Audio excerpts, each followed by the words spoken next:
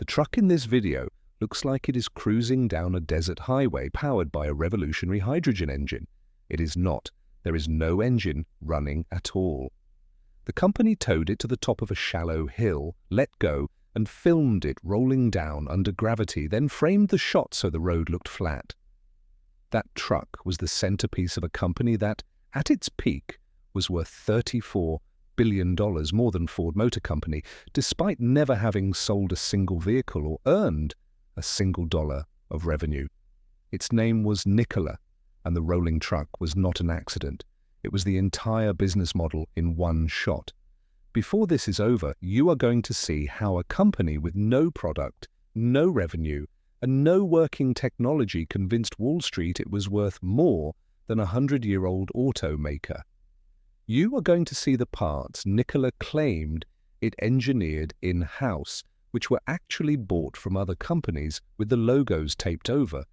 And you are going to watch the founder who sold this dream get convicted of fraud, sentenced to 4 years in prison, and then handed a presidential pardon. This is not speculation.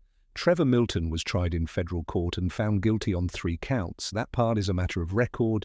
Nikola was founded in 2014 by a salesman named Trevor Milton. The name was deliberate. Tesla had taken the inventor's last name, so Milton took his first. The pitch was enormous.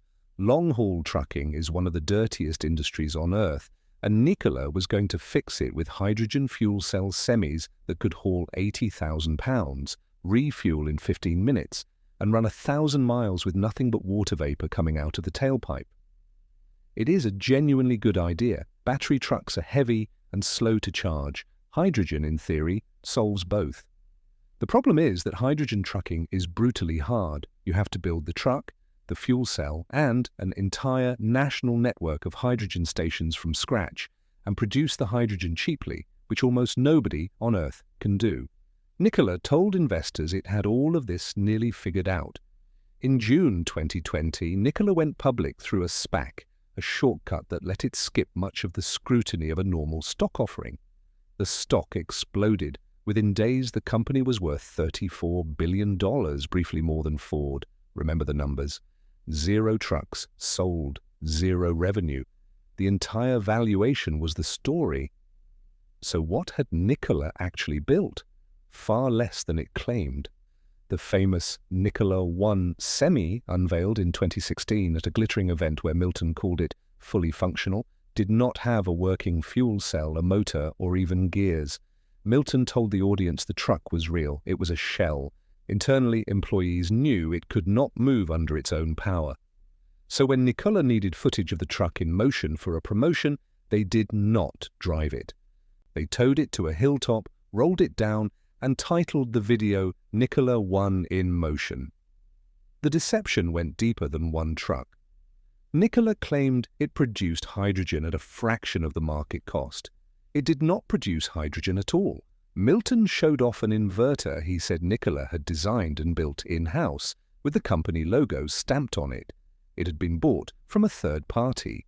On demonstration vehicles, components from outside suppliers had their labels taped over and replaced with Nikola's own. The company was selling the appearance of engineering it had never done. On September 10, 2020, 2 days after General Motors announced a $2 billion partnership to build Nikola's trucks, a short-selling firm called Hindenburg Research published a report titled How to Parlay an Ocean of Lies into a Partnership with the Largest Auto OEM in America. It laid out the rolling truck. It laid out the taped-over logos and the bought-in inverter. It quoted former employees and showed text messages, photographs, and the actual stretch of road where the truck had been filmed. This was not an opinion that the stock looked expensive. It was an allegation backed with evidence that the technology demonstrations had been staged. Nikola's response confirmed the single most damning detail. The company admitted the truck had been rolling, not driving, but argued it had never explicitly claimed the truck was moving under its own power. The video, after all, was only called In Motion, and gravity is, technically, motion. That defense did not save anyone. The unraveling was fast. Within 2 weeks, Trevor Milton resigned as executive chairman.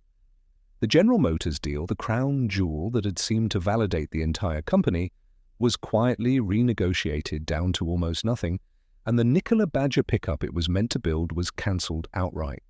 The stock began a long slide from over $65 a share toward, eventually, pennies.